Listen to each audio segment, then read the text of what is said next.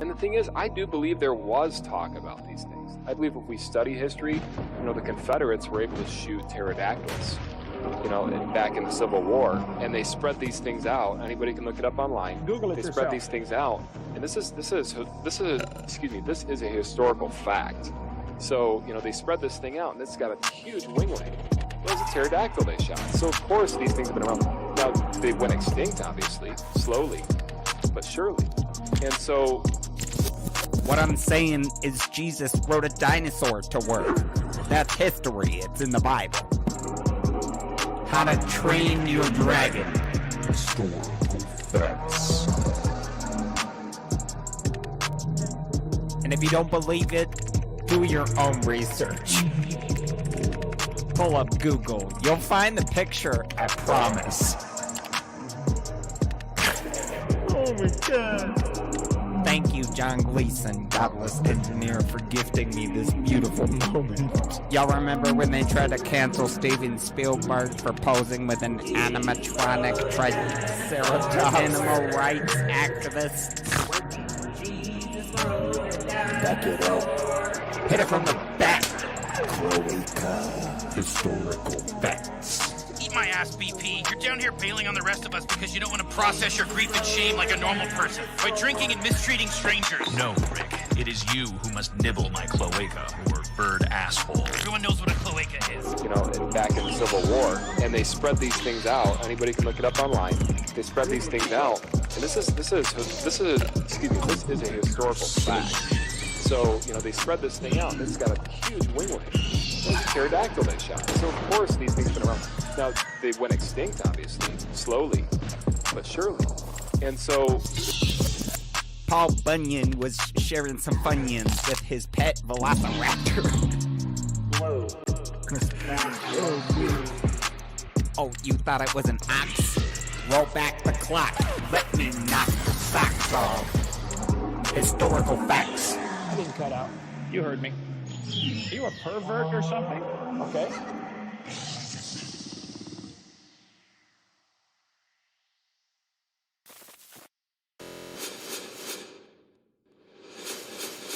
What's up, heathens? How y'all doing? I'm the Godless Engineer, and I critically analyze apologist claims to give you the best arguments and information so that you can stand up and use your voice. Tonight, we're taking a look at Christ Righteous Ministries, who claims to have 3 reasons as to why atheists actually do know that God exists. We're just suppressing it for whatever fucking reason. We just don't want to believe in God. We hate that bastard, and we just we don't want to suck his dick or something. So we're just living in an unrighteousness. So we're gonna find out as to why exactly we believe in God from Christ Righteous. I can't get over that name, Christ Righteous Ministries. But anyways, if you want to fuck around and find out why you may believe in God, please. Woo! That's KC's money. You got some money, honey. You got some money, honey. Yeah. If you want to fuck around and find out why you may believe in God, then please stay tuned.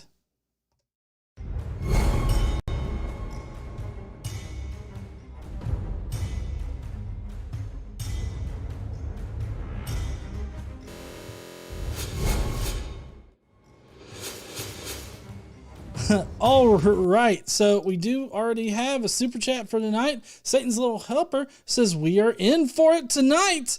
That's right, Christ Righteous Ministries. If I had to pick anybody as being bottom of the barrel, he's probably one of them.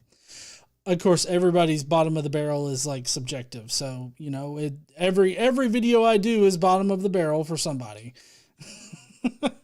I did notice somebody, I believe it was Philly 3000, was asking, so what are we drinking tonight? And for Christ Righteous, we're just going with the very basic whiskey and Diet Coke. KC is drinking water, which is probably what I should drink, but I got Gatorade back there. For this shit tonight, yes, whiskey is better. All right. So, we do have a full show tonight. If you guys don't know, every month we will be donating to a charity of some sort. A portion of the revenue that we make off of this channel, a portion of it goes to a charity. And we haven't picked a charity for this month, but we will be picking it soon. Yeah. Let's see. We got a couple of super chats coming in real quick. First up is Great Fade. Says, oh no, you found him now. Time to fill my glass with Phoenix. Maybe you should quit drinking all that beer, G.E. I'm on the highway to hell. Quentin's going to hell. May the power of Christ compel you to get the fuck out of here. Yeah, so we got Quentin Van Boeven who says, sending in my weekly tithe. Does this secure me a good spot in hell? Yes, it certainly does. And Alex's hasn't come through on my thing yet. Alex says, I'm drinking a Screwball peanut butter whiskey. That's cool. Also, Alex sent in a member chat earlier saying, I'm making a response to an apologist who keeps saying timeless moment. Just think about that for 30 seconds.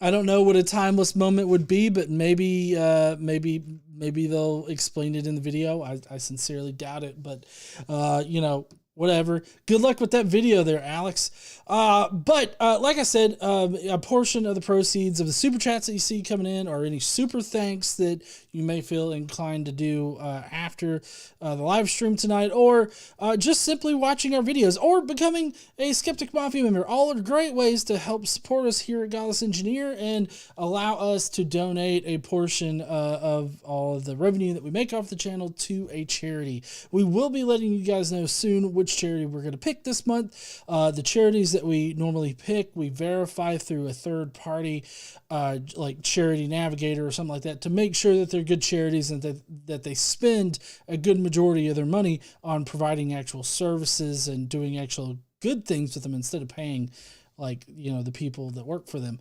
But anyways, so like I said, tonight we do have a full slate for us. We got Today I Learned. We got some comments. We've got Brocephus that's going to stop by for some shitty ass science. Did you let Brocephus know about the shitty ass science? Oh, I mean, I told him he was expected to show up. Yeah, because otherwise you'll take his blanket away. No, I did not threaten to take his blanket. I mean, you've got to motivate him, okay? Otherwise, unless you threaten him and his blanket, he just won't come. He will if I ask Giggity. him to. Oh, okay. You get the secret Brocephus whisper? Yes. Okay. I mean, sometimes he can get hyper, but I got this. Yeah, sometimes he can get hyper. Okay. All right. So we do, like I said, we do have a full slate, so let's hurry on up and get into the Today I Learned. Gotta get my...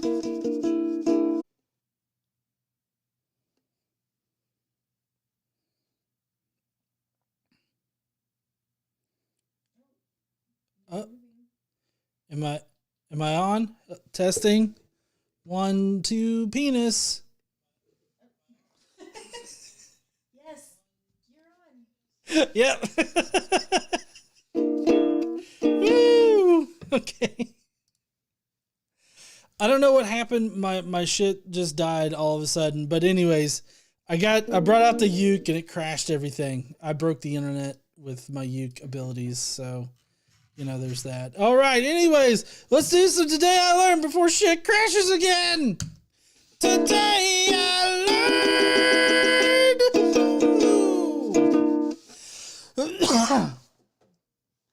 People keep saying that I engaged my twerk module incorrectly. I know how to work my twerk module. Do not tell me that I haven't read the manual on that sumbitch. Okay? I have. Anyways, I don't know. Honey, you might be a little I don't know if you know this. You might know it. Today I learned that there's an Amish computer. It doesn't have internet access, video, or music. It's marketed towards our Amish farmers who need help managing increasingly complex operations. It's almost like as shit gets more complicated, but technology seems to help. Even so much as the Amish is going to bend the rules a little bit. I feel like this would be one of those issues where the Amish they pit against each other. It's like if you were a real Amish person, you wouldn't use that. I don't know if y'all heard KC, but KC was saying that it might be some kind of like purity thing for the Amish. Like if you were a real Amish, you wouldn't need that. You'd use the original Excel, which is just graph paper, a graphite stick.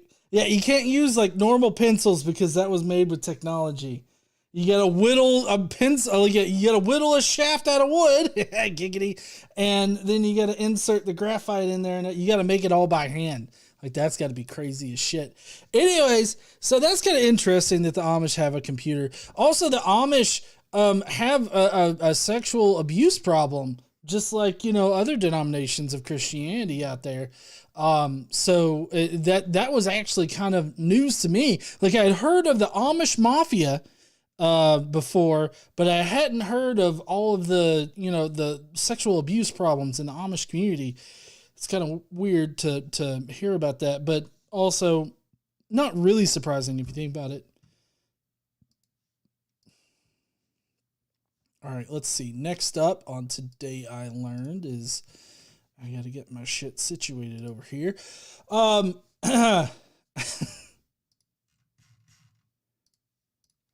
Alex Baranowski.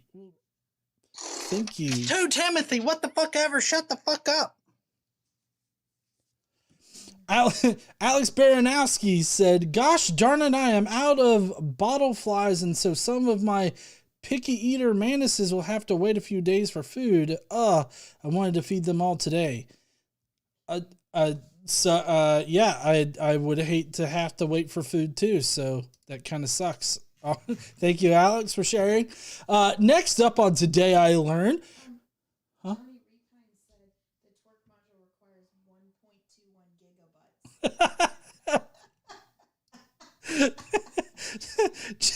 Johnny Repine said the twerk module requires 1.21 gigabytes.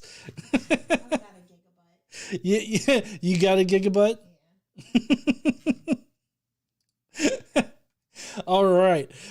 Next up on Today I Learned is another super chat. Maybe you should quit drinking all that beer, GE. That ain't happening. Anyways, fundamentalists like to be sexual predators. Surprise, surprise. Yeah, I know, right? So next up on Today I Learned that researchers have discovered the first virovore, an organism that eats viruses. Yeah, I know, right? The consumption of viruses returns energy to food chains. That's interesting, to say the least. I don't know where in the fuck this motherfucker lives, but we could have used him in 2020. And now, just in general, we could use him. Yeah. So next on Today I Learned is a not safe for work one, because we're all safe for work here at the Godless Engineer channel. Today I learned of sexsomnia, also called sleep sex, is a disorder in which sleeping people engage in sexual behaviors such as masturbation or initiating sex with another person. Even if their eyes open and they make sexual noises, they are truly asleep and unaware of their behavior. And I didn't resize this appropriately. Once they are awake. This was actually in an episode of House. A woman was suffering from sexsomnia, and she kept coming into the ER, or the free clinic that he was supposed to put in time at, and finally figured out, oh, you're having sex while you're asleep. And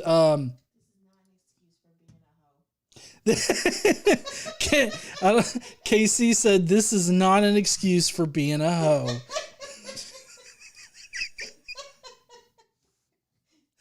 Yeah, I'm not sure if anybody's tried to use this as an excuse for sleeping around. So, sorry, I just sort of sleep with people in my sleep. Just don't worry about it. Always use a rubber, please. Oh man. All right. Anyways, that's it for today. I learned today. Hope y'all learned something. I know I did. Next we're gonna go to the comments. Yeah, are y'all ready for some comments? Maybe is the Ute gonna break my shit again? No? All right, y'all ready for some comments? Comments of the day. Prepare to face bump yourself in the next week. That was really offbeat there at the beginning. You know, I need to get the rhythm in.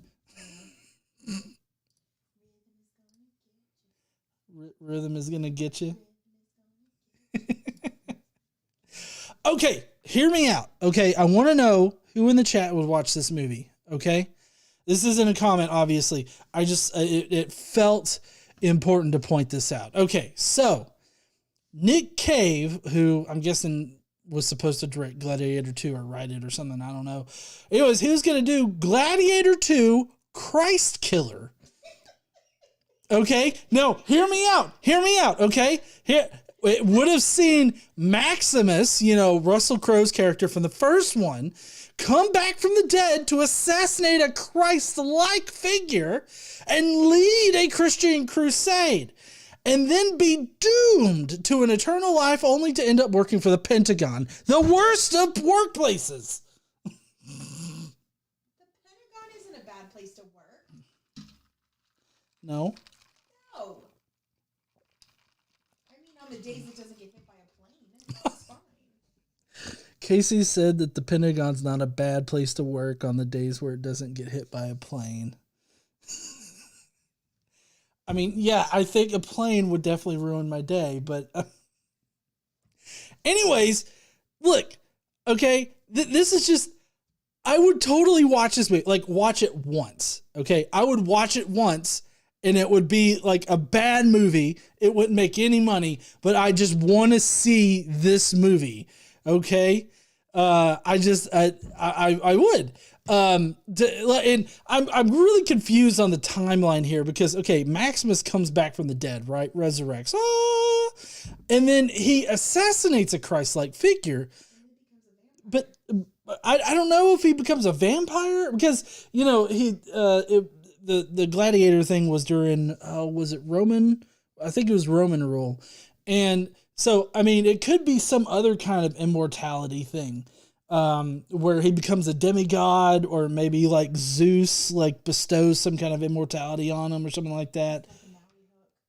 He's got the Maui hook, maybe, I don't know.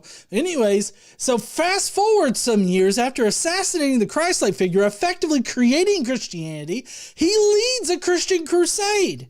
Okay, and then apparently, I don't know if it's throughout the entire thing, but he's doomed to an eternal life. Well, maybe vampirism, but I could also see some kind of like Zeus thing worked in. No? No, okay. Oh, wait, hold on. Zeus is Greek. Jupiter. It would be Jupiter in Roman mythology. It would be vampirism. Santa's little helper says, I'm still waiting for the Bible too. Just a little bit of money. Nobody's crucifying around with that one.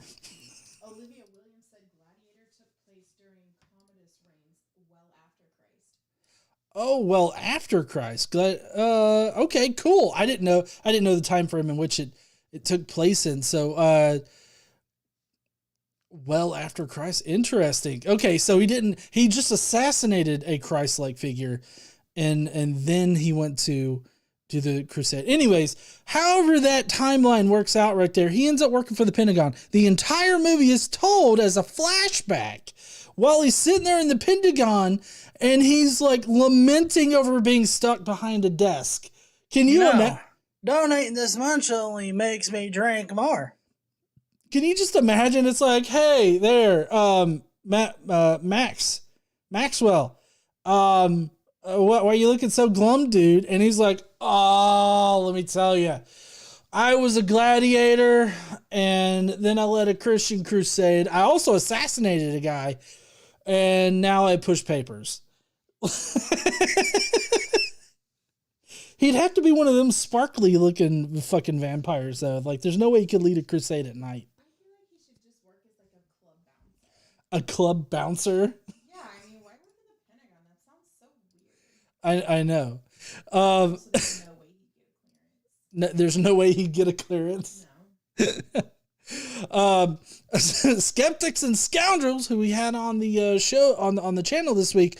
Better idea. Maximus is one of the zombies that rises when Jesus dies. He regains his humanity and leads a Roman army to slay all the other zombies. I mean, fuck, I'd watch that too. That's like that Pride, Prejudice, and Zombies movie. You just got to rework it to include zombies. I'd be into that. Any of these ideas, I would totally be down for. Casey is giving me the worst stink eye right now. Oh, I smell it from over here. It would all still be better than that 90s show. I mean, we haven't finished the first episode, but I did. I don't think that 90s show is all that terrible. It's just as bad as the first show. Well, then it's a decent show. No. The first one was a decent show. Anyways, next up on the comments. The problem with evolution is... I fucked up my camera with that. Shit. Tater's gonna tate.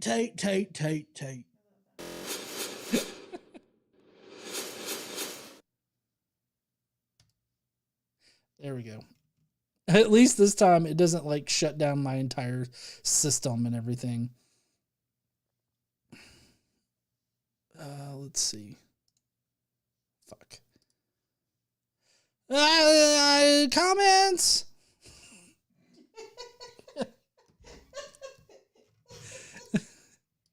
Elizabeth Richardson said, it's like The Incredibles, working at the insurance company or whatever after being a superhero. I mean, yeah, but it's like working at the Pentagon. And I mean, it's like if the Incredibles were an ancient fighting force that spent thousands of years doing incredible shit, and now they just push papers at an insurance company. It's like, what's bugging you today there, bud? Oh man, this is nothing like the, Crusades or the Spanish Inquisition, and I remember all of it. All right. So the problem with evolution is it must be continuous. If a frog became a dog and that led to a monkey and then us, where are all the in-between breeds? For fuck's sake, this is why I hate people. Casey admitted that this is why she hates people. Do you want a mic? No.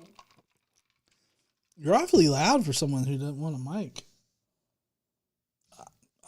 I'll come back over here to doing this. So yes, obviously evolution is continuous because that's just how fucking time works. I mean, it's not like a natural phenomenon just stops happening after a little bit. But also there's a violation of the law of monophyly here. Obviously, a frog is not going to become a dog. A frog is in a different clade than a dog is. And of course, both of those are in a different clade than a monkey. And then we are what, monkeys, if you will. We're part of the great ape family. So you could still consider us monkeys in the very colloquial way that they put this. But the fact to get to the meat of this question is where all the in-between states or in-between species, and we are constantly finding fossils of the in-between species. We find fossils in between different clades of organisms. We found different fossils in between the different versions of hominids. So this doesn't really pack the punch that I think they were meaning it to.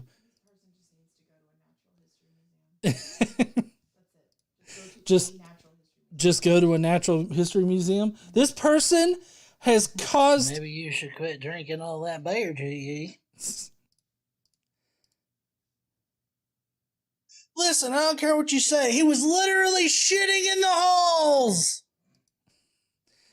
This person has caused Casey to want to force somebody to learn shit at a natural history museum.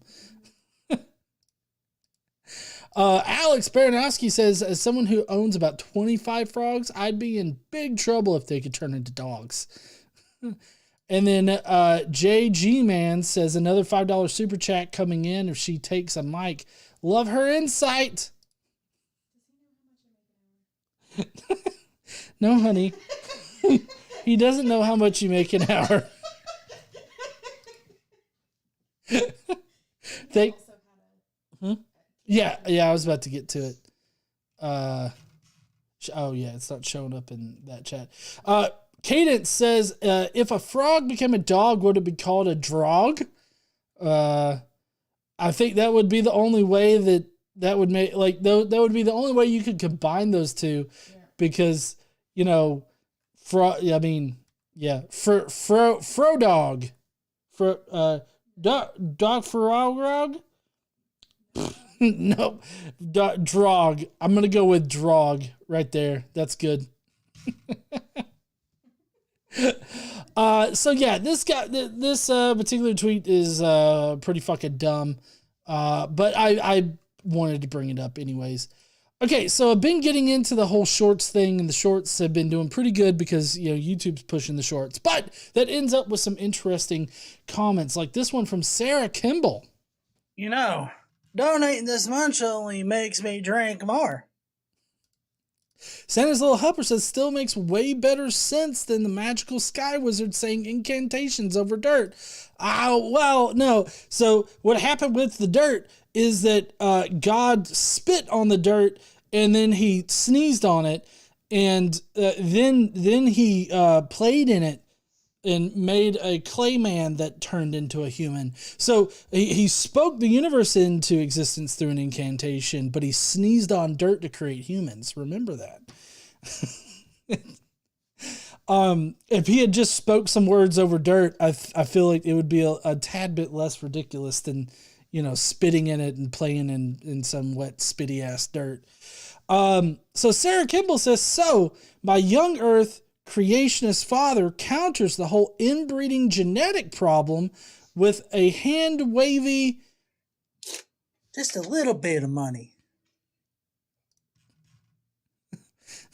Cadence says, check Discord for related amusement. Yeah. I'll check that here in a second there, Cadence. You know, donating this much only makes me drink more. Who's Your Buddy says, that's not how you make people, that's how you cure blindness. It's how you do both. You just got to make sure that you, like, play around with the dirt right. Otherwise, you're going to have tiny humans coming out of your face. Well, Jesus rubbed spit and dirt in someone's face. So he was playing a little loosey-goosey with the magic there. So Sarah Kimball, on this short right here, it's you know, how did Cain get a wife? That's the question that Sean McDowell tries to answer. Sean has this habit of providing you with multiple answers and then allowing you just to pick whichever one you feel best about, right? And so I really only hyper-focused on one of his answers. But Sarah here says, so my young earth creationist father counters the whole inbreeding genetic problem with a hand-wavy, Adam was created genetically perfect because everything was perfect back then. It was only after eating the fruit that the genes began to deteriorate. I never know what to say to that. It's absurd.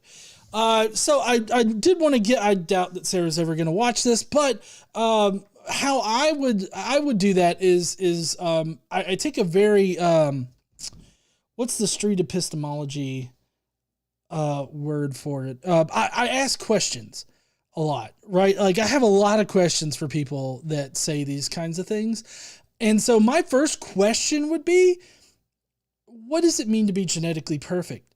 Like, is it goose-stepping, blonde-haired, blue-eyed Highland Hitler shit? Or is it like, what does it mean to have a perfect, to be genetically perfect? Like, what does that even fucking mean? Because, like, as far as our genes go, I can't think of any time whatsoever in history where genes could be considered perfect. Perfect for what exactly? Like, my genes are perfect for producing me, but if you're looking to produce, you know, some blonde-haired, blue-eyed fuck, no, you would not want to use my genes for that. So it's not perfect for that. It's also not perfect if you want a working pancreas, but fuck it if that didn't... Huh? Who needs a fucking pancreas? That's what I'm saying. It's totally normal to have a broke fucking pancreas. It's sad, but it kind of is here in America. But anyways, so that's what I would do first, is ask, what does it mean to be genetically perfect? That's KC's money. What does it mean to be genetically perfect?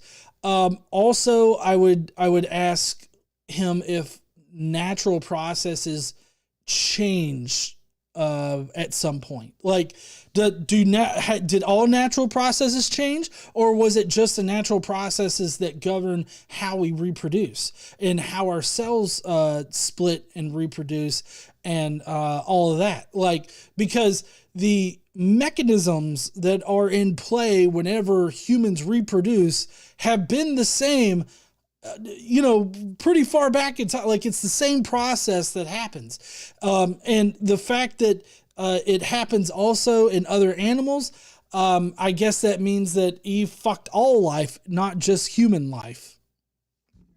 Fuck me.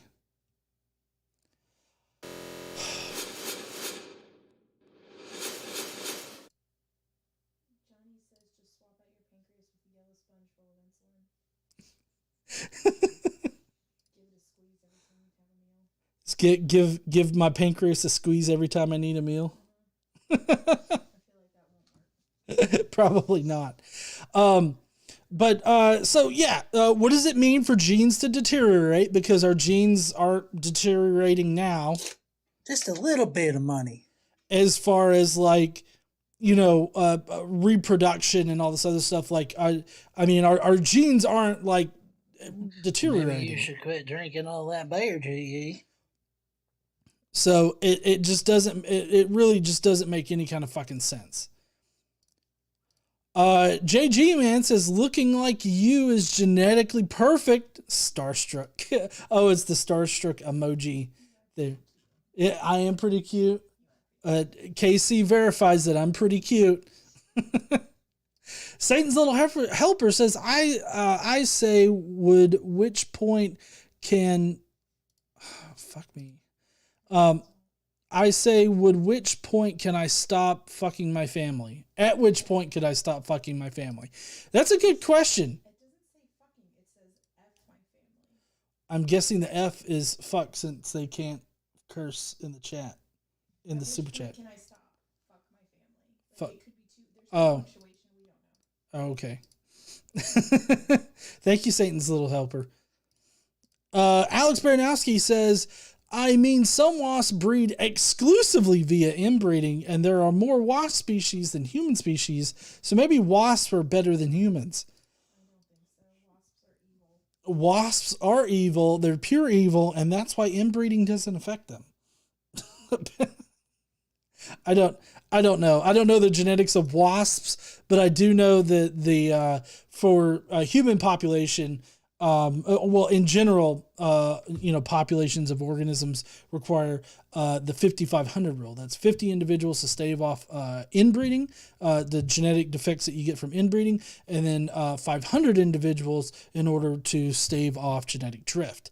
So that's the general population rule we've been able to figure out. Each species is different, obviously, but in general, 5,500 is what you're looking at. Did you know 40% of Ashkenazi Jews descended from one of the 4 women? No, I didn't know that. People, huh? 40% of Ashkenazi Jews descended from one of 4 women is what she wanted to relay to you guys through me in a very complicated process.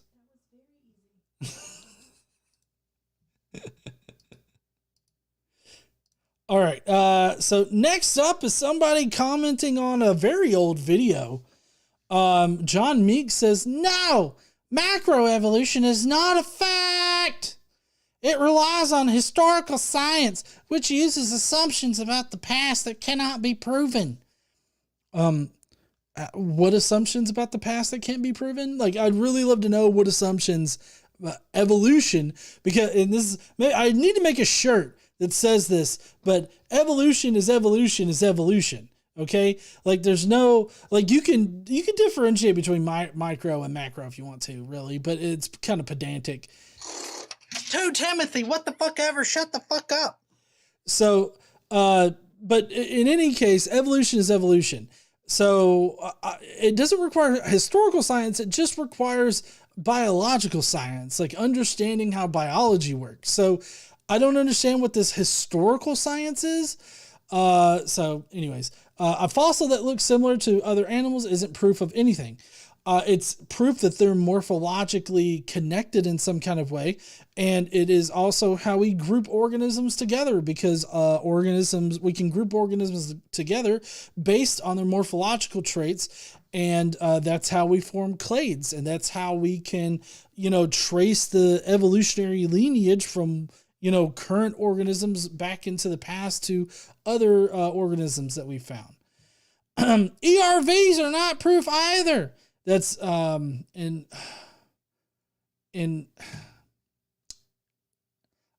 can't remember what the E's for, but it's retroviruses. Are not proof either. There are many assumptions, huh? Endemic. I thought it was endemic retrovirus and endogenous. That's what I thought it was more like endogenous retroviruses. But in any case, there are many assumptions with that theory. There's not really a lot of assumptions with that theory.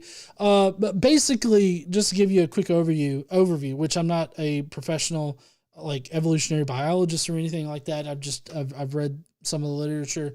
Basically, these retroviruses infected people in populations in the past, and these endogenous retroviruses actually replace some of our genetic code, and we've been able to detect them.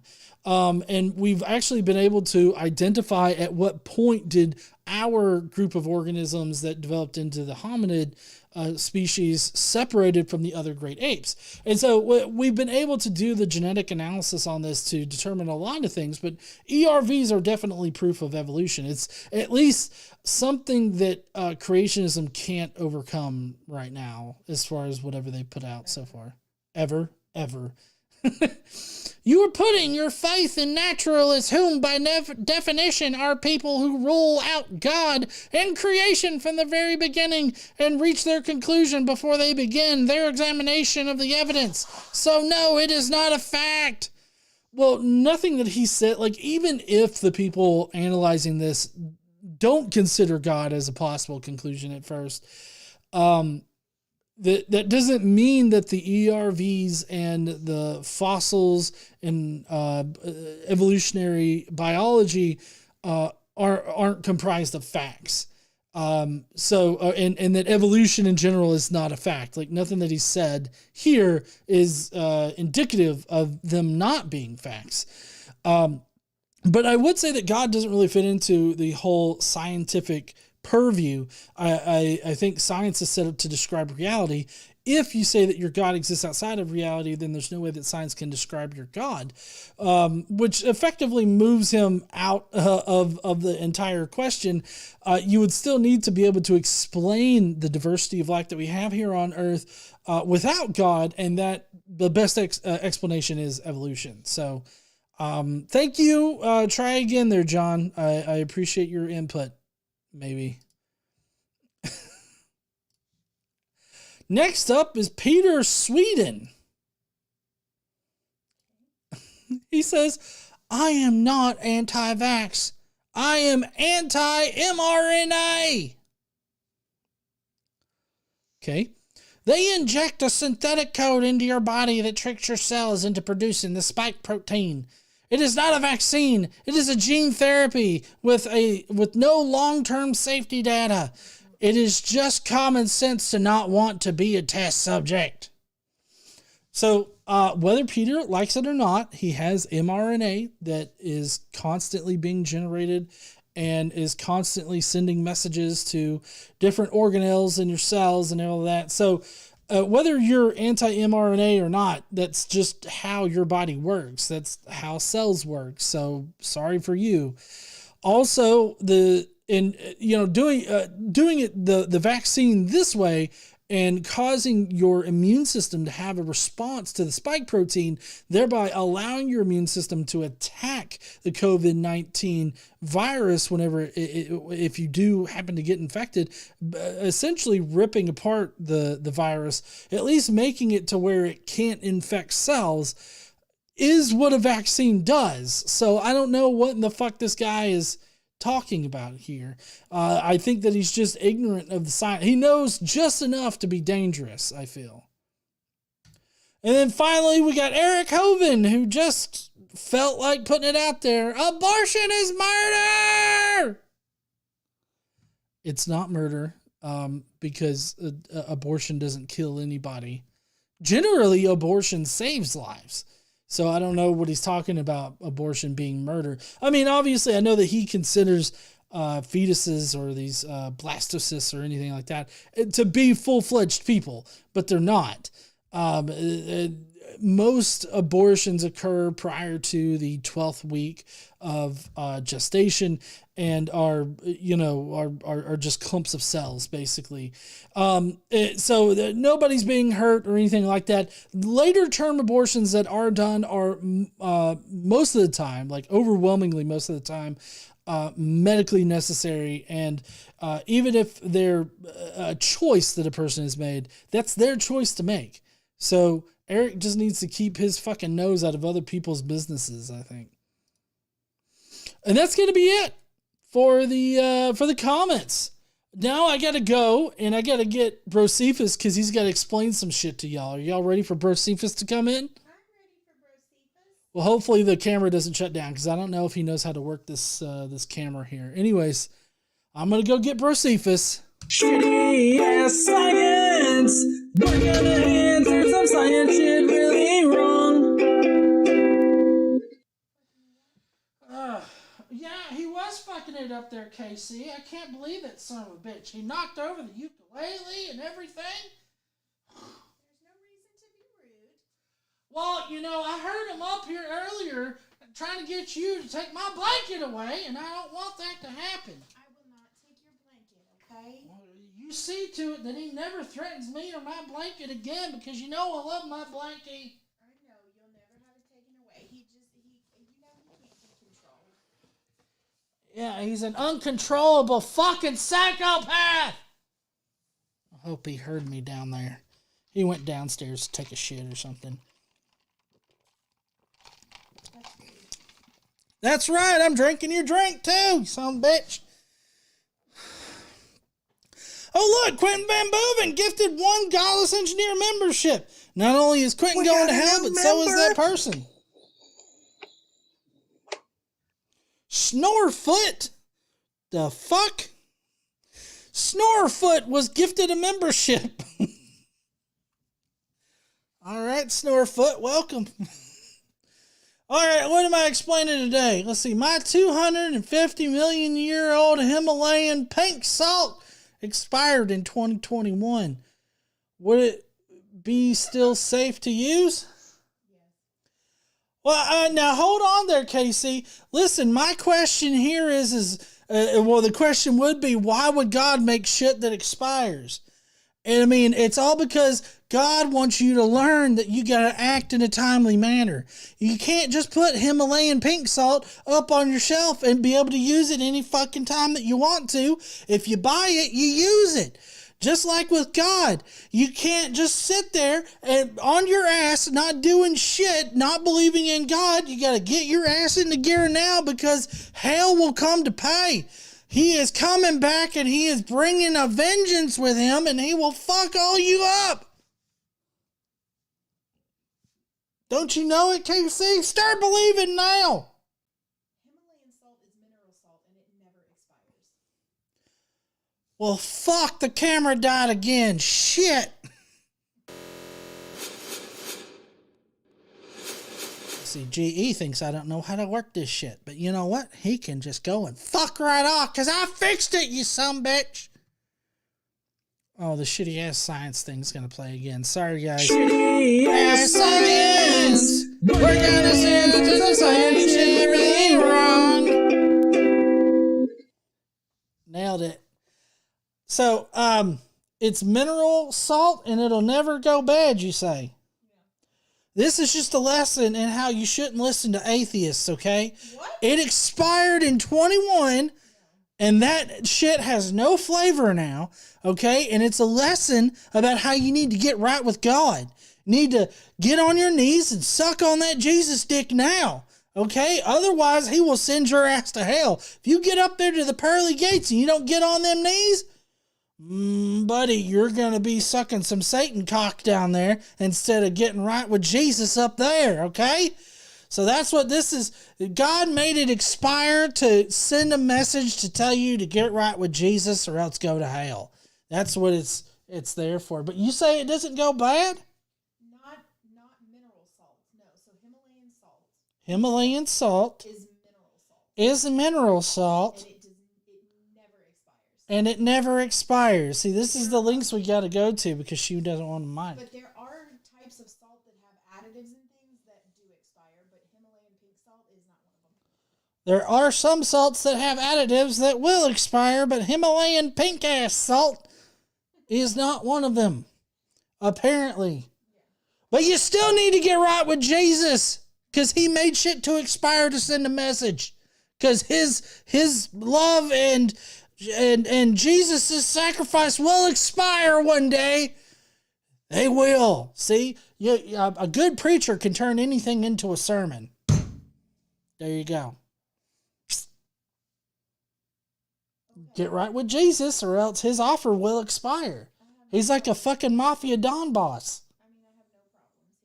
You don't got no problems? Are you sure? Jesus is going to come back. And he's going to be like, oh, Casey, didn't she doesn't want none, so I guess she's going to be burning in hell. I'll just make him some chili and it'll be fine. You'll make him some chili, like that Cincinnati chili? I mean, I could do Cincinnati chili. Would you like? I mean, I like the Cincinnati chili. Oh, okay. Anyways, I got to get back to my blanket because GE's probably setting it on fire or something. Anyways, I will see you heathens later or some shit. Hold on. I gotta, oh, nope, I hit the wrong button. Fuck, how can I restart the camera, but I don't know how to restart this shit. Anyways, okay, I will see you heathens later. Bye.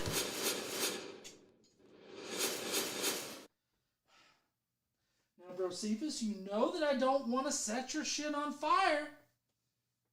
Is that a threat? No, it's not a threat, because otherwise KC will be mad at me.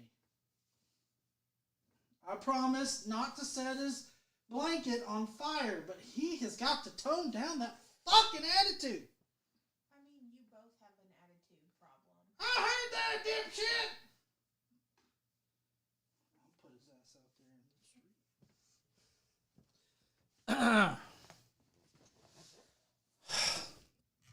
street. What's up? So, let's see. Who's your buddy says, you need that mushroom stamp for Jesus if you want to get into club heaven. Yeah. Maybe you should quit drinking all that beer, GE.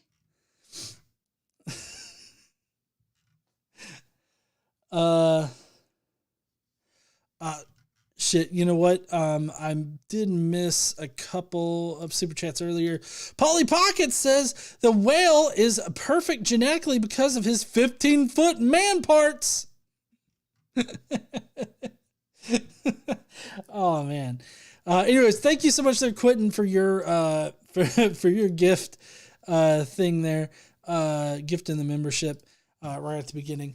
And yeah, so I wouldn't expect it to expire. I don't know why this bag expires, But I don't know. Maybe they're like, oh, they put an expiration date on it just in case somebody, like, I don't know, shat their internal organs out. And it's like, oh no, you ate it past the expiry date. We can't do nothing. We told you. I don't know. Sometimes companies put expiry dates on shit just so they'll sell more. So if people think it's bad, they'll toss it. Or maybe whatever salt they had wasn't actually pure Himalayan. Yeah, it could have been some brand that has additives included, and so it could. But that's why I said real Himalayan pink salt does not expire. I don't know. This looks pretty fucking pale pink, if you ask me. I think they probably did put some additives in it that, you know, fucked it up, made it expire and grow mold and shit. Anyways, that's gonna be it for the shitty ass science. But now we got to get to the actual video for tonight. All right, so here's Christ Righteous Ministries. Now, the original video was like full, like normal, normal view there. But I, you know, he's pretty much just doing it in portrait mode, so I cut it down a little bit here. But we're going to be watching the entire thing, so, you know, buckle up because he's got some dumb shit to say. Anyways, I'm ready to get right on into it. Casey, are you ready? Yeah, you going to have a lot of opinions? Yeah, I mean, you've had a lot of opinions so far. I don't know why you'd stop now. What? You have. All right, let's see what he's got. This is atheists actually know that God exists. Let's find out why. Here is an awesome fact. Atheists believe in God. Not a fact. That he starts off the entire video with a lie. Now, if I remember correctly in the Bible, it says you go to hell for being a liar. So, you know, atheists do not believe in God. That's why we're an atheist. Drink up, motherfucker. It's not getting any better. That was the perfect notification for right now. Satan's little helper says before the video even begins, anytime that he talks about his God, replace that with something else and see if it holds up. Right? So all atheists believe in the big dick Tyrannosaurus Rex that's running around Israel right now. That doesn't hold up. Like, that seems too broad of a brush. Anyways, so he starts off with a lie. You go to hell for lies. So far it seems like Christ Righteous here is going to be going to hell. Also, you may ask, according to these 3 reasons, it seems to prove that atheists intuitively know that God exists. Here are the reasons. Reason number 1. The definition of atheism presupposes a God exists. This is that Tim Allen argument, right? Casey just thinks people like this are fucking dumb, so she's already done with this guy. But recently I covered a Tim Allen thing where he's like, you know, there's got a God has to exist in order for you not to believe in him, which is basically what he just said. It was bullshit when Tim Allen said it. It's bullshit now when Christ Righteous here says it. So the reason why it's bullshit is because while an idea of God does exist, that doesn't mean that God definitely exists. Like, just because somebody has a wild-haired idea about some old wizard fucking the sky that creates the universe, that doesn't mean that that thing actually exists. Like, I mean, true, in order for me to disbelieve in something, I have to know that that idea exists, but that doesn't mean that whatever that idea is like real in reality. And that he seems to be suggesting that God has to exist in order for atheists not to believe in him. And so it's almost kind of like an equivocation game here, because like the idea of God exists, sure, but that doesn't mean that God definitely exists. How so, you may ask? In order for you to reject God or disbelieve in God, there has to be a God being or a concept of a God being to deny. 2 Timothy, what the fuck ever? Shut the fuck up. Olivia Williams says a leprechaun has to exist in order to not believe in a leprechaun. Yeah, that's exactly the example I used when I covered it for Tim Allen. And you notice here how he includes, it's like either a God or a God concept has to exist in order for you not to believe in this God or not to be convinced that this God exists. And I mean, I do agree that it's not like I sit here and actively am not convinced by some random thought out there that hasn't been stated yet. I can't say that because it has to be proposed to me first in order for me to be not convinced by it, right? Or not convinced by the evidence for it. So it kind of seems to me like he's equivocating these two ideas. He seems to be implying that the very fact that the concept of God existing means that God exists. And that's a dirty way to play this game right here. And to disbelieve. Disbelieving God does not disprove God. Rather, it's a feeling, heart, and mind problem. It's not a problem. The only problem that exists is a problem with the evidence. There's a problem with your evidence, and that problem is that it doesn't convince me. Now, true, me simply not believing in a God doesn't disprove God. Nobody has ever said that it does. I don't know why he acts like this is the atheist argument against God or something, but that's simply not what we're saying. We're saying that we're not convinced by your evidence that your concept or your idea is true in reality or true of reality. And so we never said that us just simply disbelieving in your God means that your God doesn't exist. It just means that we're not convinced by it. And it's not so much a heart and mind problem. It's just that we're not, like, I don't see not being convinced as being a problem. Like, is it a problem that I'm not convinced of fairies or unicorns? No, it's not a problem that I'm not convinced by those things. So I don't understand why it's all of a sudden a problem when it comes to fucking God. If God absolutely did not exist, the term atheism would also not exist. So if the concept of God never existed, then we just simply wouldn't have the term atheist or atheism for that matter, or theism for that matter, because this would just be an unknown sort of area that we just haven't developed words to describe yet. So it seems like a very pointless thing to say here, the statement he just made. But because atheism defines itself as one who disbelieves in God or rejects God, it seems to presuppose that there is a God that they're capable of rejecting or disbelieving. Well, yeah, there's a concept of it, like there's an idea of it. So, I mean, I agree with that. There's this idea or concept. Tater's gonna take.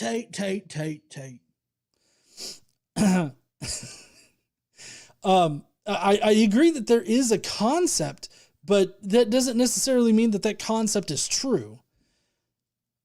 We got Cadence who says this dumbass argument also falls apart when you realize that the term theist includes like 3,000 to 5,000 other potential deities, and his is not special for this argument. That's true. That's a very important aspect to also consider. The fact is that the term theist overall is a catch-all for a lot of different denominations and faiths and all this other stuff. So, I mean, his whole idea about a God is not special in that kind of way. Also, his concept of God just simply existing, again, does not mean that it definitely does exist. But I do have a problem with the way that he worded like atheist or described atheist as the rejection of a God. I mean, I feel like that's a little bit revealing on his part because he sees atheists as rejecting God. But I prefer just a very simple, we're not convinced that a God exists, or we just don't believe in a God. That seems to be the best way to describe an atheist or atheism in a very general form. And you can get into more specific shit, but just in general, we are not convinced that a God exists, and that's it. I don't know why you've got to be all like fucking saying that we reject a God. I mean, I reject his definition as being representative of reality. That's what I reject. Reason number 2. Atheists are extremely compelled to argue against an existing being that they claim does not exist. Well, I mean, I think he's just complaining that atheists push back against theists in general. Like he seems to have a problem with the fact that atheists are starting to speak up, to stand up and use their voice against the religious majority whenever they're pushing these things. Now, if somebody's out there and they just generally believe in God, and it's not like they're trying to push God on people through government or through the schools or anything like that, I bet you most of the time atheists are just not even going to make a big deal about it. I mean, at least I wouldn't. I wouldn't make a big deal about it because I don't care if he believes in God or if anybody else believes in God. What I care about is when people start shit-talking atheism or atheists, I guess in a more personal way, atheists, and trying to describe atheists, the demographic that I am part of, in such horrible ways, or they start making really bad arguments for God existing. Because there are Christians out there that argue against other Christians whenever they make dumbass arguments for God. So it's more about people saying dumb shit that I have a problem with than just people believing in God. And I don't think it's a problem that we're pushing back against the religious majority. Yes, they do. They think it's a problem. The Christ Righteous here thinks it's a problem because atheists just need to sit down and shut up and allow them to continue indoctrinating people with bad information. Whereas, we're just speaking out against this bad information that's being spread everywhere. That's all that we're doing. But I guess, fuck us. Well, bad information, hate, and bigotry, and all this other stuff. You're right. It's much larger than just bad information. Jester says the concept of Star Trek, Star Wars, and Stargate existing. Just a little bit of money. Yeah, you see, he's got to reject the Stargate, the Force, and the technology in Star Trek as existing, because all of that exists because it's a concept that somebody has, and he's just rejecting it because he don't like it none. If God absolutely does not exist, then why waste your time arguing against a non-existent being? Right. Casey said it's because people like this guy try to force it on us. And I mean, I agree. It's not that we're fighting against actual God. I feel like that may be his big mistake here is he thinks that we're actually arguing and fighting against a literal God that exists, as opposed to us responding to and fighting back against religious assholes who try to either force religion on other people or try to force or are bigots to other people or try to force other people to do things that aren't bad, or force them to do things just because their God says that they should be doing those things. Like still forcing their faith on other people. Like we're responding and pushing back against actual people that are pushing this thing, not God himself. And why spend time complaining about a being that does not exist? I've never complained about a God. Like I've complained about religious people pushing God on others, and but I've never sat there and be like, man, God really fucked me over today. Fuck you, God. Like somebody that would say that believes in a God, whereas I don't. So I'm not going to sit here and blame God or be angry at God or anything like that because I don't believe he exists. So why would I do that? He has this concept that we're literally at war or something with like an actual God, but that's just simply not what's happening here. It's almost like atheists arguing that there's nothing in this jar, but there clearly seems to be something there. According to the evidence, we could conclude that there is a bottle of vitamins inside this jar. Vitamins. Do you happen to know what's massively different between this douchebag's God and the vitamins in whatever kind of container he has? You can see the fucking vitamins!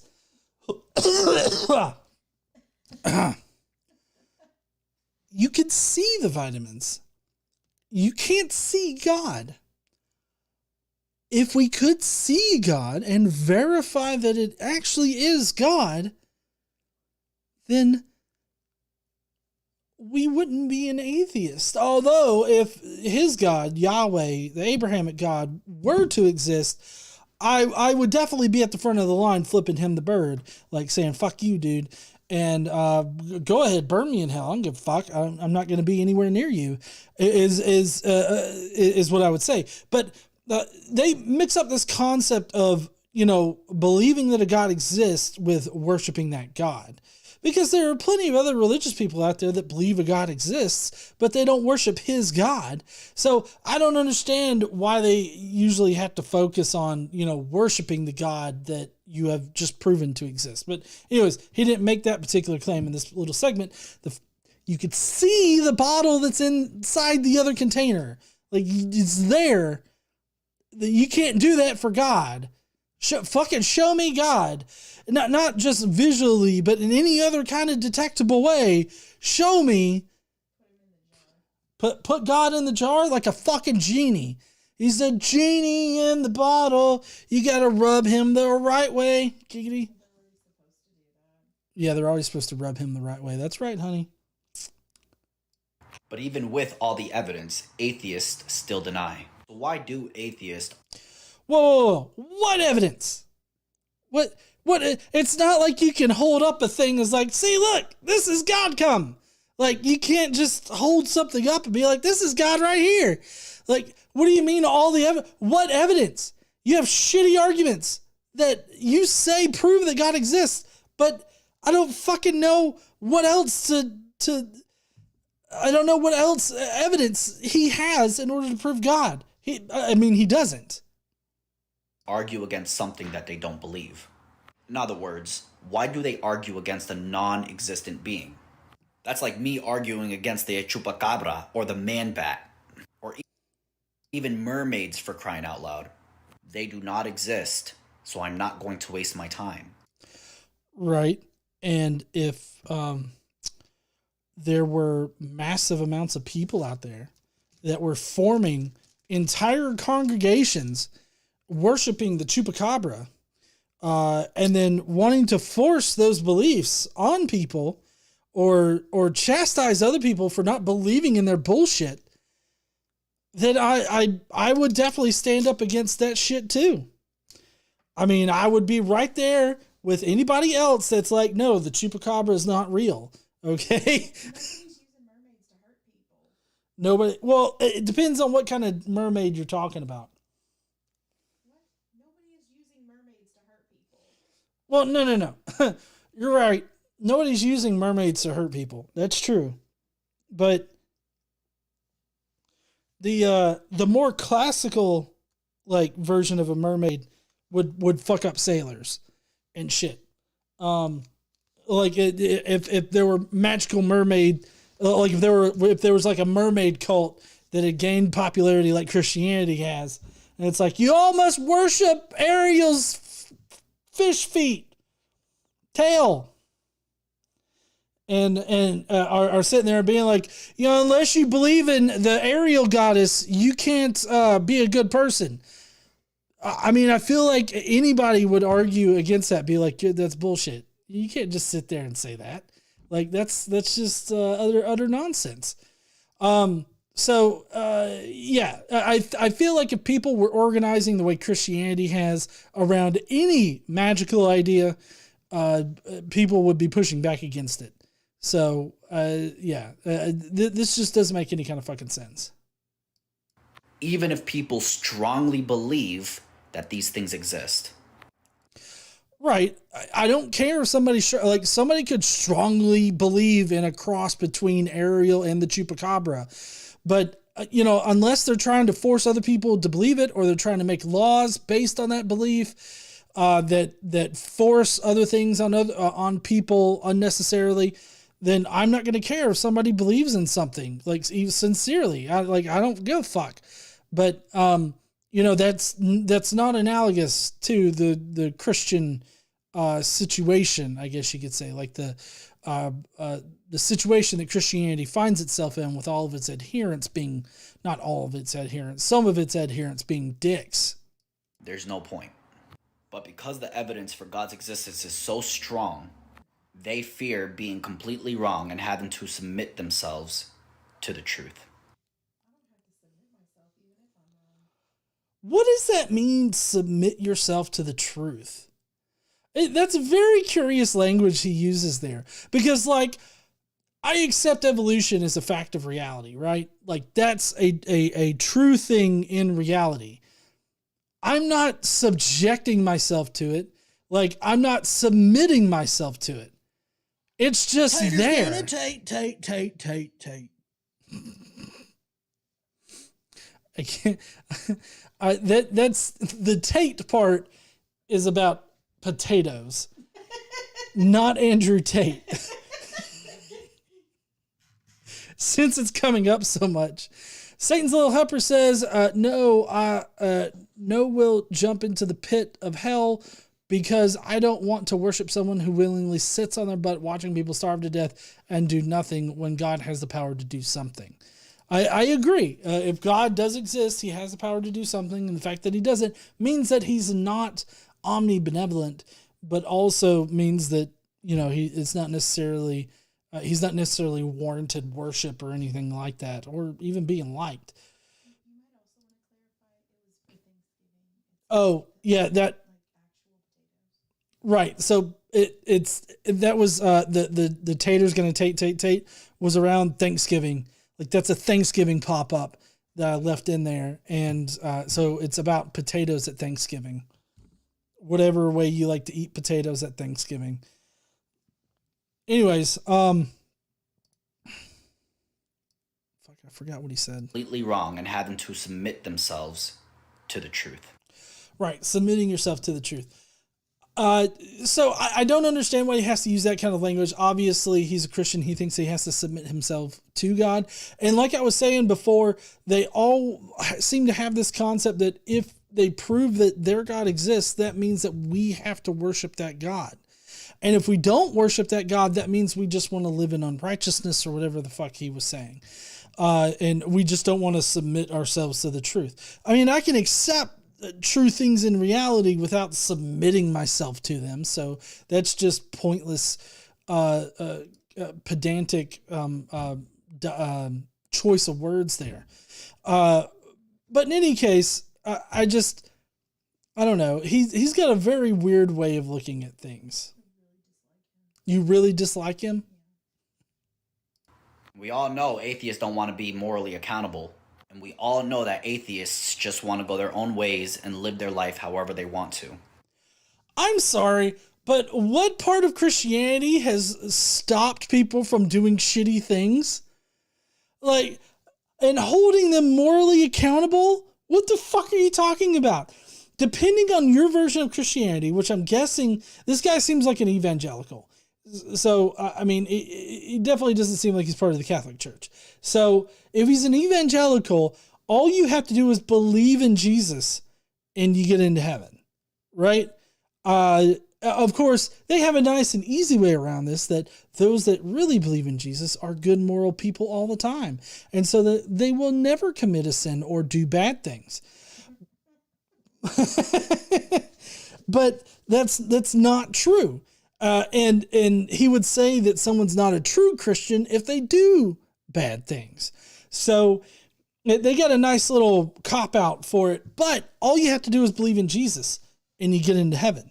Like, it doesn't matter what you do. It doesn't matter if you do morally good things all your life or morally bad things all your life, because they have this very broad brush way of looking at our existence. And that is that we are sinful people. We deserve hell. We deserve to die. And it's only through Jesus's grace and goodwill that he allows us to get into heaven if we believe in him. And so it doesn't matter if we do good or bad things. You could do good things your entire life and you would still be a bad person without Jesus. So it doesn't matter if you're good, bad, right, or wrong. Your entire life, as long as you believe in Jesus, you get into those pearly gates. So where is the moral accountability in all that? Where are you being held morally accountable for your actions in Christianity? This particular version of Christianity. Like I said, Catholics, it's a little bit different story, because Catholics, you can still be Catholic and go to hell. If you don't do like good works in your life, if you're not, doing morally good things or whatever with your life, then you could still potentially end up in hell. So that's under the whole Christian theology, or the Catholic theology. But under Protestant or evangelical, especially theology, you just got to believe in Jesus. So there is no moral accountability in Christianity, in that version of Christianity. So they suppress the truth in unrighteousness. See, they should make a shirt for that. You're suppressing truth and unrighteousness. I'm not suppressing shit, my man. I'm just sitting here examining the evidence, and if I'm not convinced by something, then I don't believe in it. Just like with the chupacabra. I'm not convinced by the evidence of the chupacabra, so I don't believe in that the chupacabra exists. Same deal with mermaids, unicorns, leprechauns, fairies, all that kind of shit. Your God is lumped into those other magical concepts. In their wickedness, in their sin. Now, reason number 3. Atheists need God in order to argue against him. I don't need shit. Casey was like, I need you to shut the fuck up. Yeah, then we wouldn't have to do this if he would just shut the fuck up, talking shit about a whole demographic. Quit being a dick and forcing your shit on other people. We don't need God. Like, as far as atheists being a demographic, the fact that the concept exists is the reason why the demographic exists. So if there was no God concept at all, sure, this demographic wouldn't exist. But just the concept existing doesn't mean that God exists. Atheists can't account for mind, reason, and logic. They see mind. Okay, well, the like your physical brain, obviously, it's there. We've done autopsies and things, so we can prove that. Mind, in more of the sense of the consciousness and everything like that, we haven't exactly figured all that out yet, but what we do know is that it's a complex process that occurs in our sophisticated central nervous system. And so this whole mind issue is not magical. He wants to act like your mind is magical when it's really fucking not. It's controlled by natural processes, by chemical reactions. It's all chemistry. Like chemistry explains a lot of things that we experience in our world, like as far as our brains go, because like depression, chemistry, different psychological or mental illnesses and whatnot, brain chemistry. Your brain chemistry is fucked up. Happiness. Any emotion is controlled by brain chemistry. So, I mean, that can all be explained. He said, mind, reason, and logic.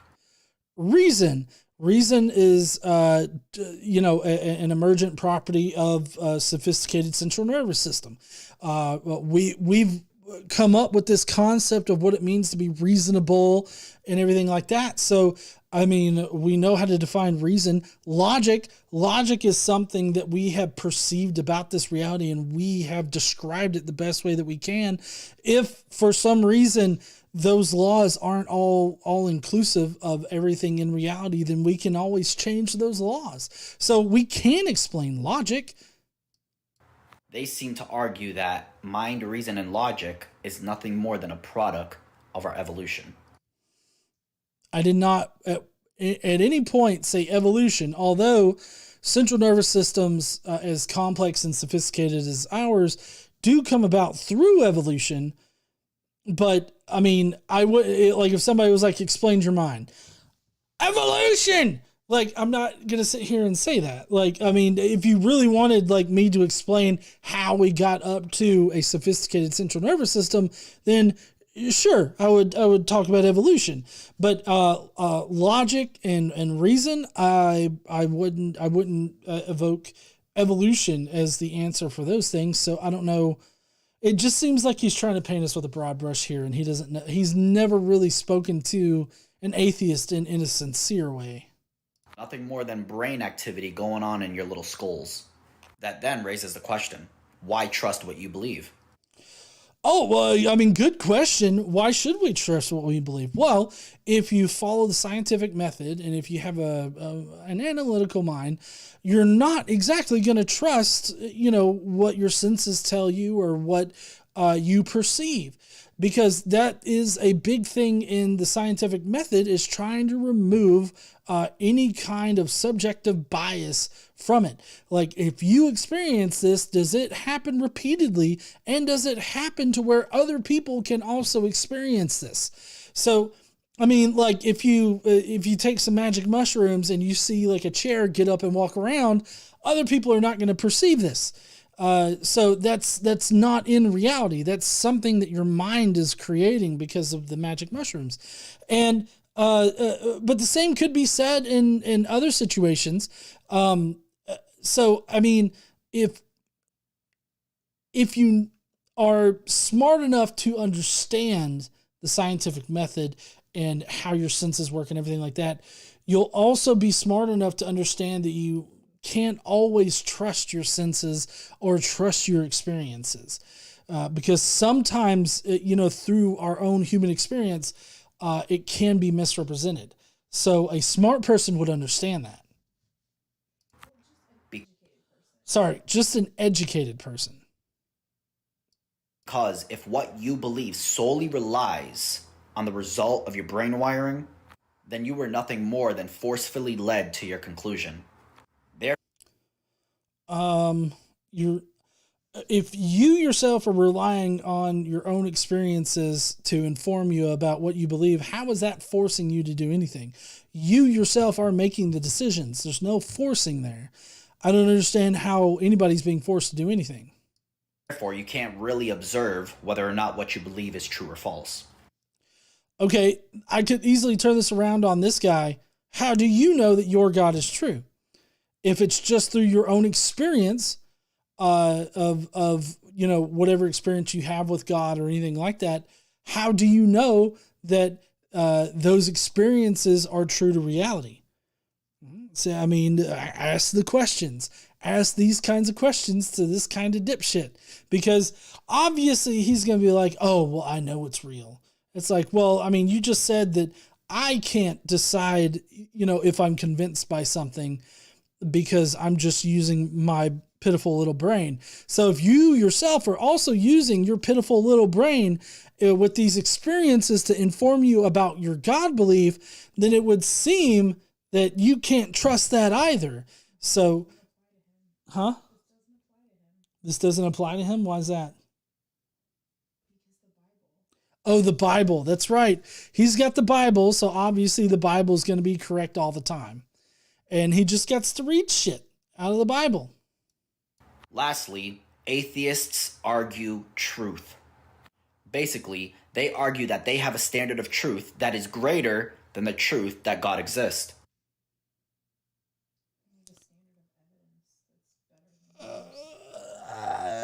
I don't know what he means by standard of truth greater than the truth that God exists. Because, God existing is not a truth as far as being proven to be undoubtedly true. Evolution has been proven beyond a doubt to be true and exist in reality. we don't have anything like that for God.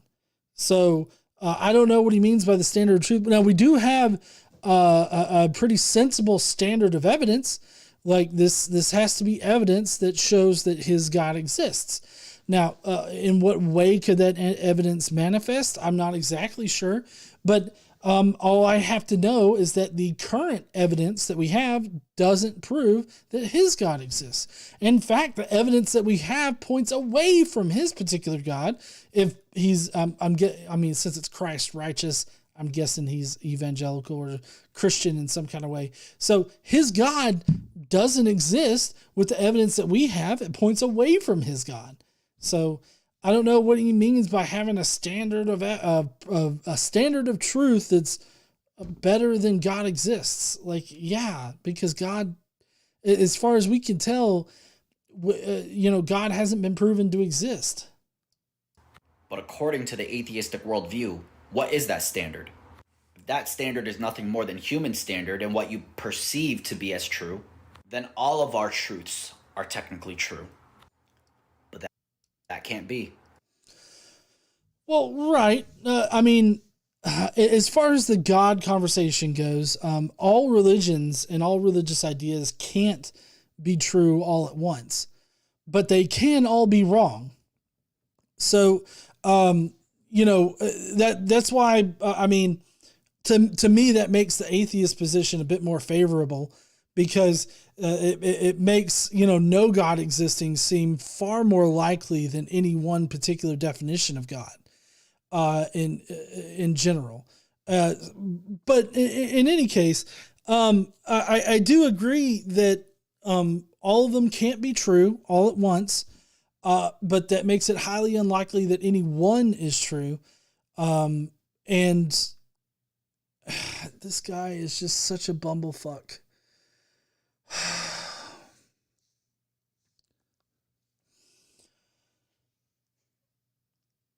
I fucking don't even know how to respond to like him saying that all. I'm speechless as to how stupid he is, and that means he won, obviously. Because no matter which way you turn, there's always going to be an absolute truth. Just like if you say it's true that there is no absolute truth. You just made an absolute truth claim by claiming that there is no absolute truth. So here I've got a little bit of a complicated idea.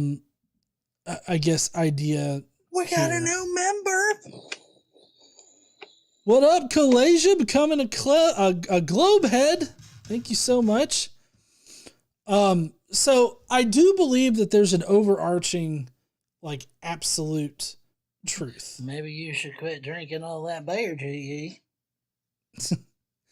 I do think that there's an overarching absolute truth. Like, there's an absolute truth about, shit that happens in reality. Either shit happens or shit doesn't, right? So I do think that there's an absolute truth. But what I don't believe is that we'll ever know this absolute truth. Like, like, how do you know that you've attained absolute truth if you don't know where that limitation is? And we'll never know where that limitation is. We'll never know if we've gained absolute truth. All that we can do is determine through our experiences what is true about reality as we experience it and describe it as such. And I feel like that's the best that we can do to get to the absolute truth of reality. And so I guess I'm agnostic on this whole absolute truth thing, because while I think that it does exist, I don't think that we'll ever be able to attain it. So anybody that comes to you saying that, oh, I have the absolute truth about blah, I would sincerely doubt it when they say absolute truth. That's just my initial reaction after, being in this particular niche of making YouTube videos and everything like that, and hearing all this shit. I would initially be very skeptical of anybody that's like, I've got the absolute truth about bliggity bloop. I would be very cautious about that. Let's see. I had a super chat from Who's Your Buddy, who says, if you would just start with God existing, then you'll believe he exists. It's not that hard. Yes, presuppositional apologetics is easy to start off with, but it'll fuck you up in the end. It's self-defeating, inconsistent, and contradictive. So if there is truth out there, there has to be order, design, logic, reason, purpose, and a mind that establishes this truth. I don't understand why an absolute truth being out there requires all those things. Like, absent of any minds existing in the universe, an absolute truth would still exist as to what happens in that universe. So, I mean, I think that he's talking about like the underlying laws of logic, like the physical properties of the universe that make 1 + 1 = 2 kind of thing. Maybe you should quit drinking all that beer, GD. But, like as far as, all the other stuff, you need a mind to experience those things. Like he says that it requires a mind for all of those things to be true or for all of those things to exist. But I don't think that it does in the same way that he says it does, because he has this very transcendent mind, an immaterial mind at the center of his idea here. Whereas I agree that it requires a mind, but I think that this universe, absent of minds, those things would still exist. Olivia Williams became a shill. Thank you so much there, Olivia. So, I mean, I think that a mind is required to experience the laws of logic and reason and all of the things that he mentioned. But I think that it's our very finite minds that we're talking about.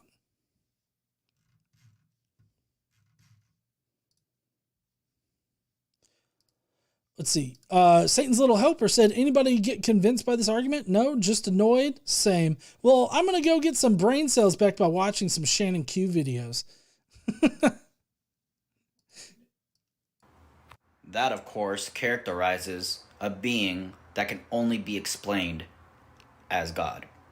Therefore, God exists, and also, by these three reasons, it proves that atheists intuitively know that God exists. They just simply reject him and have turned away their desire to know him. No, I mean, what you've done is you've just claimed that we know God exists, not that we know that God exists. Like, you haven't proven that statement. You've just made the claim, and you just repeated that claim throughout this entire video. So I don't understand why he thinks that the three reasons that he pointed out here prove that we know that God exists and that we don't want to submit ourselves to him or have turned away from knowing him or anything like that. Because, I really can't even remember his reasons. I mean, they were that forgettable that we've already blown past them. And I don't understand how he could think that any of them made any kind of impact whatsoever.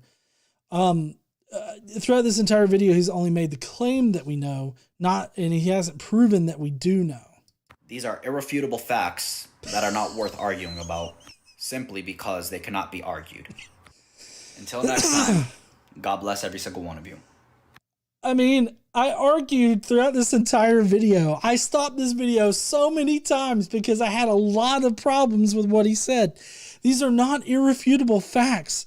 Not a single one of them was an irrefutable fact. Oh, man. Anyways, Jesus Christ, I'm so fucking done with this asshole.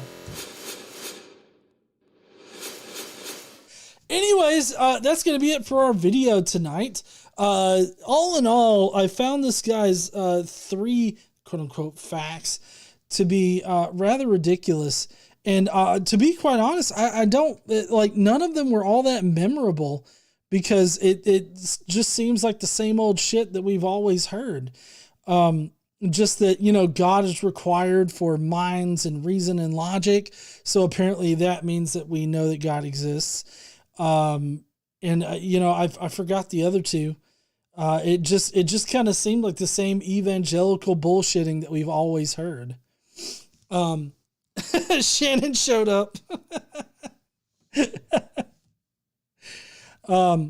But in any case, you know, this video has only, you know, caused me to like contort my face in weird ways. And none of it has convinced me that I actually know that God exists. He misunderstands what atheists don't believe. He misunderstands basic definitions that are used in this particular conversation. He doesn't even know what... Just a little bit of money. He doesn't even seem to know what the word truth means or irrefutable fact. Vanta Blue says these facts are irrefutable, aka I don't want to argue this because I can't. Also, check Discord, damn it. Oh, yeah, I was supposed to do that earlier.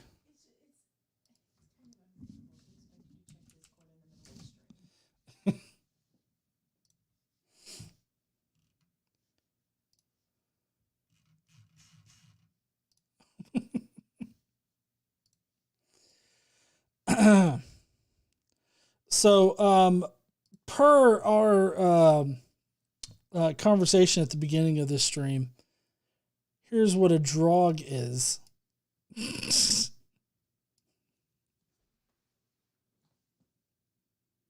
That's masterful editing right there. Like, that's a pretty good Photoshop.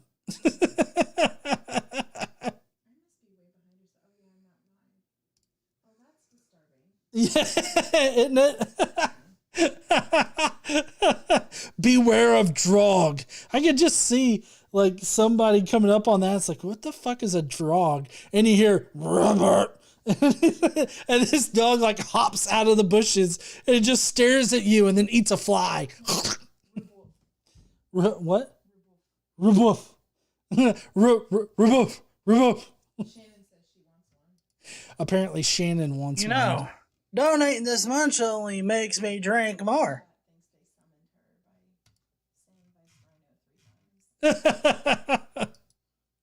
Yeah, Satan's little helper that says, I can't believe I'm saying this. Can I have some William Lane Craig? Oh my God.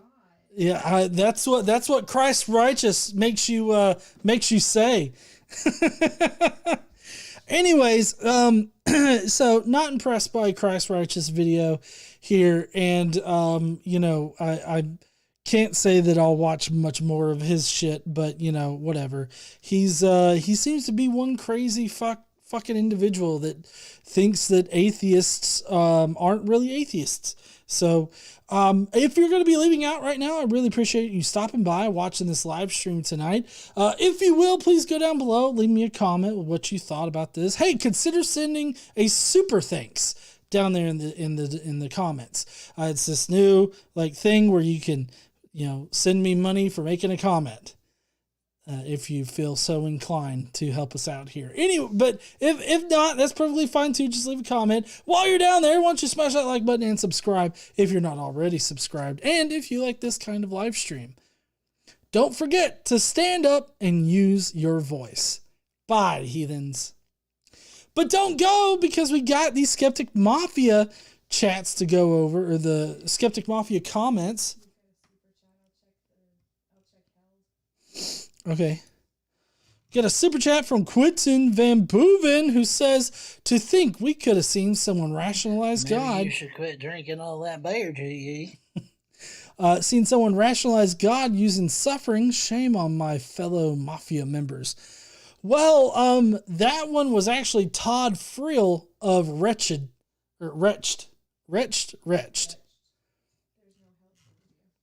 Okay. That was actually Todd Friel of Wretched, that particular one. So I don't know if that makes this better or worse or what, but you know, it's there. Let's see. Let's get to the posts.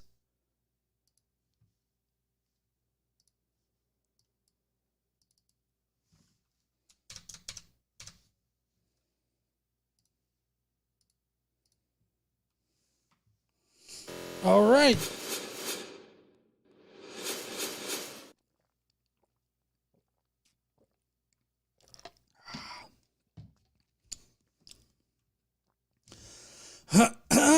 First up is Kevin Peeler, who says, I've heard that he was caught plagiarizing one of Frank Turek's books.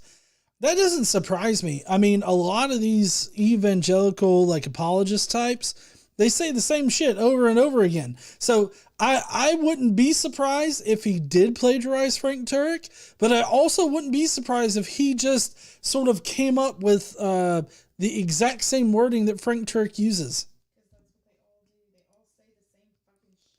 That's right. They do all say the same fucking shit. Next up is Drew's Book Reviews, who says, to start, I did not vote for this video, just putting that out there. I showed Kaylin, my 13-year-old daughter, the choices, and she picked it. Lol, so it's not my fault. As for my knowledge that God exists, I really do not see how it matters if I know and simply deny that knowledge, or legit don't know and God does not exist, or inherently and authentically reject the idea of God existing and God does. The reality of God's existence or my acceptance of said existence would make no difference to my willingness to worship or have respect for said divine being's existence. Let's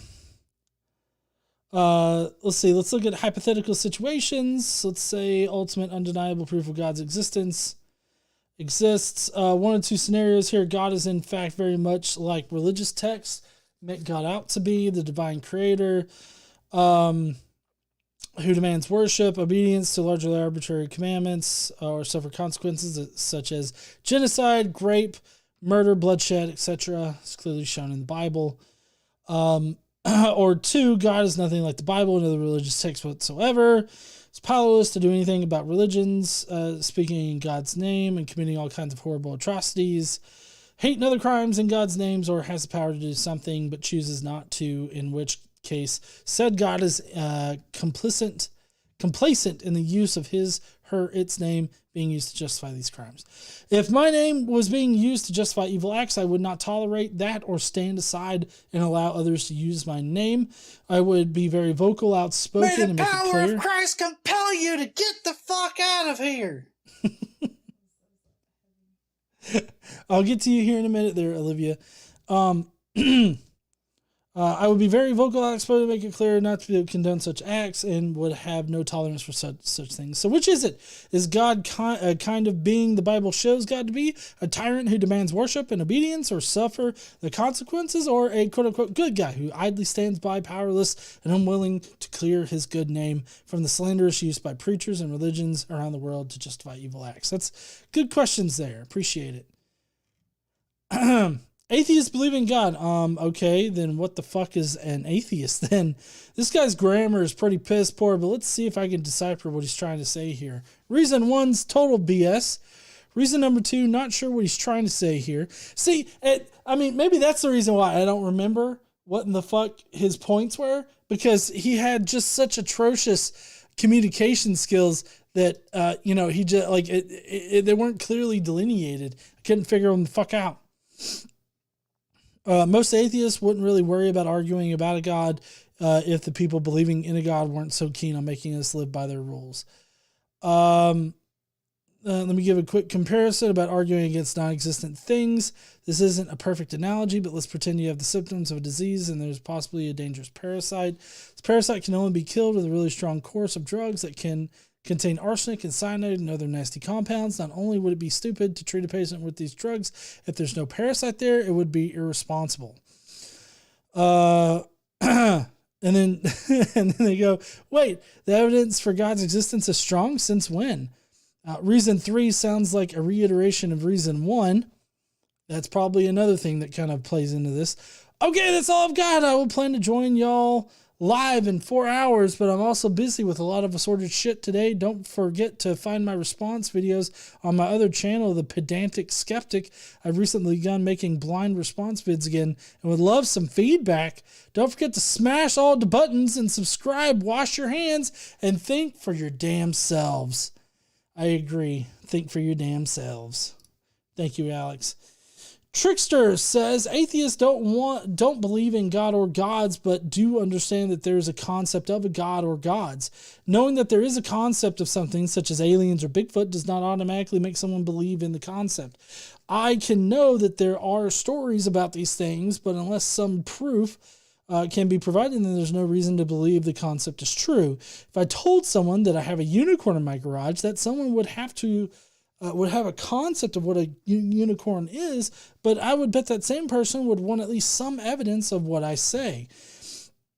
Just knowing that there is a concept of something does not make it any more real. God is a concept of people who are trying to explain their world. The concept is there, but the evidence is not. I don't argue the reality of a God or gods with people unless the subject is brought up. If you tell me there is a God, I'm simply going to say, God evidence. We've actually got those shirts. You could also say citation fucking needed. Just saying. You don't have to scream it in their face like that. That would be kind of a dick thing to do. Like, getting all up in their face and spitting in it and stuff. That wouldn't be good. Next up is Jonathan Nickel, who says, what did this guy call himself again? Christ Righteous Ministries? That fits, as he comes across as a right arse. Strike one. According to this nut, anything you don't believe in has to exist. I don't believe in the Tooth Fairy. Does that mean it exists? I don't believe in the Loch Ness Monster. Does it exist? The existence of an entity does not relate in any way to whether or not you believe in it. Strike two. Whether a God exists or not, there are a number of God believers making pests of themselves, trying to create laws, preach a religion, and generally attempt to force everyone else to conform to their belief system. If the religious keep their beliefs to themselves, they wouldn't get as much pushback from atheists. So I totally agree on this. That's why whenever I go looking for videos or content to respond to, I generally look for the things that are more than just theological about the religion, right? Like with Sean McDowell. Sean McDowell is trying to contextualize the Old Testament into reality, or with reality or something. And so he says a number of things that are just plain wrong. And so I feel like I would be doing a disservice if I didn't speak up against his bad information. But in the same breath, I could say that, whenever Casey and I on the Skeptic Mafia podcast, which is a super secret podcast that I obviously never talk about, but only the Skeptic Mafia can listen to it, we cover people like Greg Locke, whenever he's making the news, and he spreads bigotry all over the place. And so responding to the bigotry is also very important. But if they didn't try to, be bigots or contextualize, non-reality things into reality, then we wouldn't have a problem. We wouldn't have anything to say about it. But it's once they cross those lines that we start having a problem. Because pushing misinformation or bigotry is just bad for, our communities in general. Strike three. Our minds may be a product of evolution, but whoever said that of logic? Regardless, we are capable of reasoning and we are capable of sharing ideas. No God required. That's 3 strikes. You're out of here, Christ wingnut. No need to listen to your name trembling about absolute truth. Right. I mean, I didn't understand the whole absolute truth thing at all either. All right, we got Tomato Chan Zumiti, the Zoomington Zoomer. It's a mouthful there. Anyways, if I weren't so busy today, I'd have watched the video. So I guess I'll just watch it tonight when you debunk the heck out of it. Until then, ta! And ASCII time, of course. Bruh. Cause just lick the like button, smash that subscribe, join the Skeptic Mafia for perks, and peace out, y'all. Oh, and again, I am not a snack, except if you're covered in Himalayan sea salt. Or balsamic vinegar, apparently.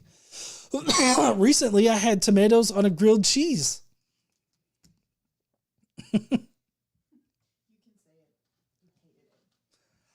I mean, if I hated it, I wouldn't have eaten all of it.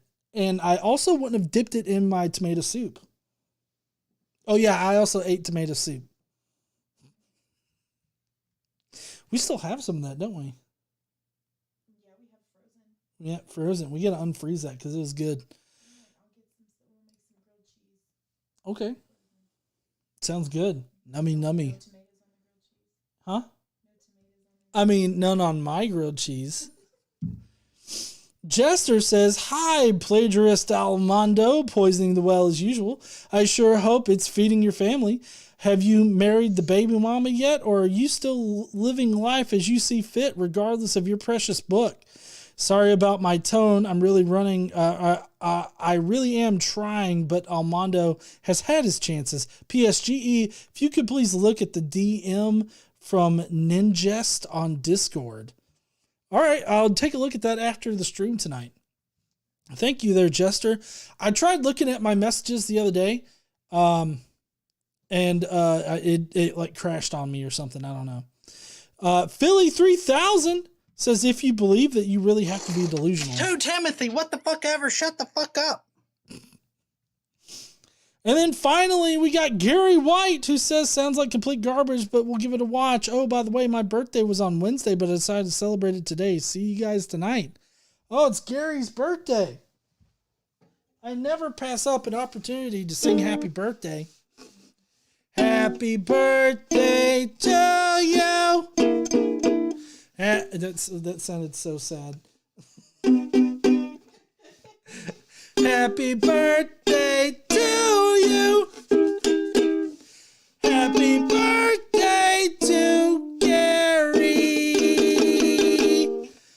Happy birthday to you. Happy birthday, Gary. Well, that's going to be it for the Skeptic Mafia comments tonight.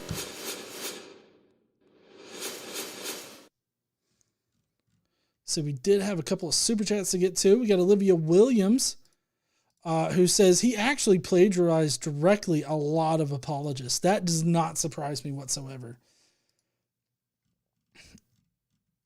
And then we had one from Alex that says, "Damn it, GE, I haven't eaten all day and you're making me hungry." Hopefully for tomato soup. I don't know if you like tomato soup there, Alex. But anyways, that's going to be it for our show tonight. I hope that you guys enjoyed it. I know I fucking hated the video. I'd actually already downloaded the video to make an actual response video that I could edit together, but I decided to make it one of the choices, and I won out. No surprise there. But anyways, next week we've got some great content coming y'all's way. We've got Barack Lurie on Monday. It's a nice, kind of short, quick video and whatnot. Another thing that we're doing is I've got a lot of videos that are going to be posting over there on the Godless Engineer Clips channel. If you don't like the long form content that you normally find on my channel, like this past week we had that marathon 51-minute message to atheist response. And if you're not up on watching these long form type videos, then definitely check out GE Clips or Godless Engineer Clips. It's at Godless Engineer Clips is the channel name. It says Godless Engineer Shorts, but never mind that. But we do have short form videos that come out over there, which are clips of our main content over here. We're also doing a bunch of shorts on this channel as well as on that channel, so be looking out for those. And I can't wait to see you guys next week. We will have a charity by next Friday that we're going to let you guys know about who we're donating to. So we're going to figure that out, and we'll see you guys next week. I am going to go and get started on editing up the rest of next week's videos, and I will see you heathens later. Don't forget to stand up and use your voice. Bye, heathens.